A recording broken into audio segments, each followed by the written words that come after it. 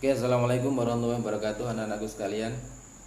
Kembali kita akan belajar untuk materi akidah akhlak, melanjutkan materi minggu yang kemarin. Kalau minggu kemarin kita masalah hari kiamat, dan untuk saat ini kita akan melanjutkan yaitu alam gaib yang berhubungan dengan hari kiamat.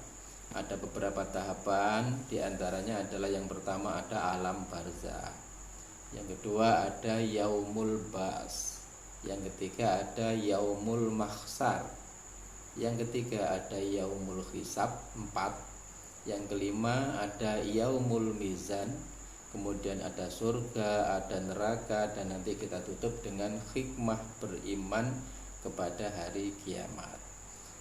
Untuk lebih jelasnya secara rinci silahkan menyimak dengan baik tahapan-tahapan sebagai berikut.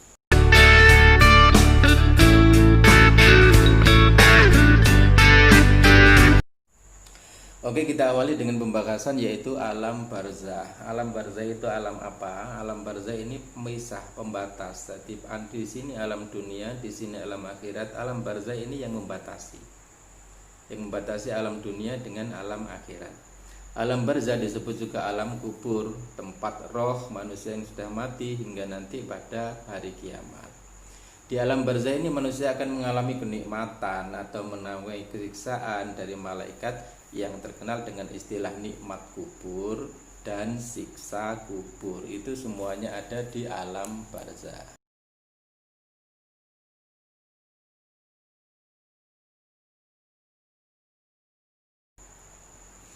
Yang kedua adalah yaumul ba'as. Yaumul ba'as itu hari di mana semua makhluk yang sudah mati dibangkitkan kembali oleh Allah.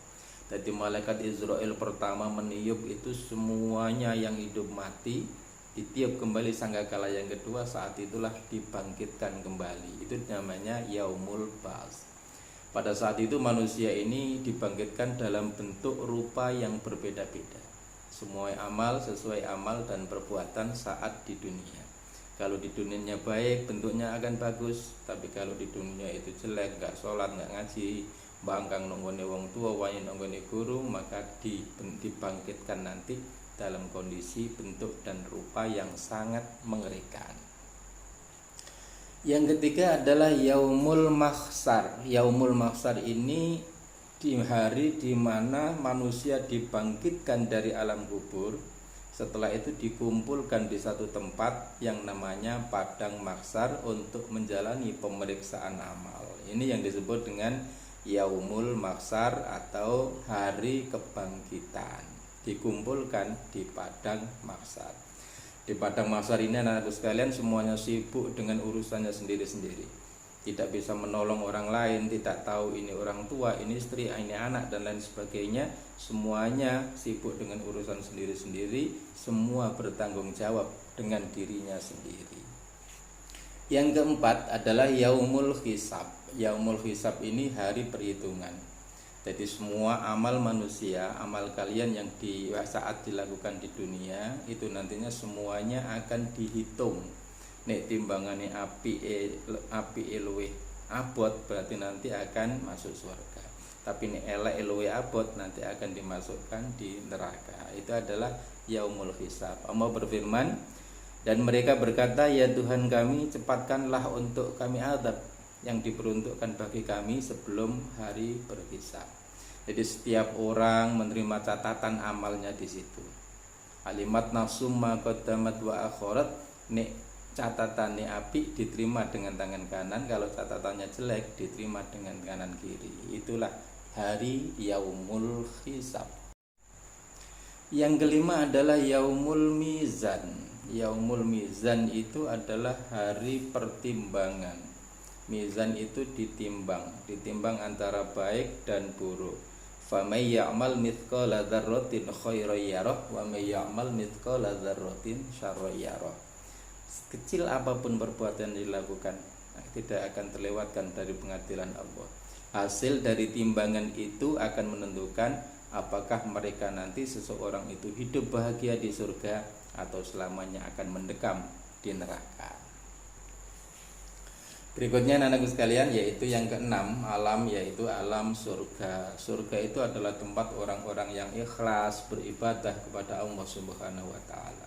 Ikhlas bertakwa kepada Allah. Surga merupakan tempat di akhirat yang berisi penuh dengan kesenangan dan kegembiraan. Jika keindahan di dunia ini cuma sementara, koyok-koyok orang itu enak waktu di dunia, tapi itu semuanya semu. Itu namanya sementara.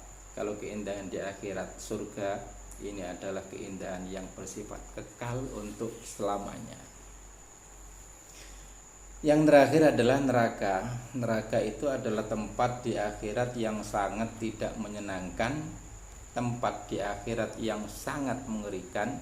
Disitulah orang-orang kafir, orang-orang yang melanggar perintah Allah ditempatkan di situ. Ada gambaran surat Al-Baqarah ayat 24. Itu menggambarkan, maka jika kamu tidak akan membuatnya dan pasti kamu tidak akan mendapatkan membuatnya. Peliharalah dirimu dari api neraka dan bahan bakarnya manusia dan batu yang disediakan bagi orang-orang kafir, bagi orang-orang yang tidak beriman. Maka kemudian kita belajar yang terakhir, apa sih hikmah beriman kepada hari kiamat? Di antaranya adalah satu, jika kita berbuat baik di dunia, maka kita akan memastikan hasilnya di akhirat berupa kebahagiaan dan surga. Yang kedua, manusia menjadi lebih optimis dalam hidupnya. Yang ketiga, menumbuhkan sifat ikhlas dalam beramal, bertawakal kepada Allah. Yang keempat, menjauhkan diri dari sifat-sifat maksiat. Dan yang kelima, hikmah beriman pada hari kiamat, manusia tidak bisa terlepas dari pengawasan Allah. Karena itu kita harus senantiasa hati-hati. Apapun yang kita lakukan, apapun yang kita kerjakan, itu tidak lepas dari pengawasan Allah Subhanahu wa taala. Semoga kita senantiasa dilindungi, kita senantiasa mendapatkan hidayah dari Allah, sehingga mendapatkan kehidupan yang maslahah fid dini wa dunya wal akhirah. Terima kasih semuanya. Wassalamualaikum warahmatullahi wabarakatuh.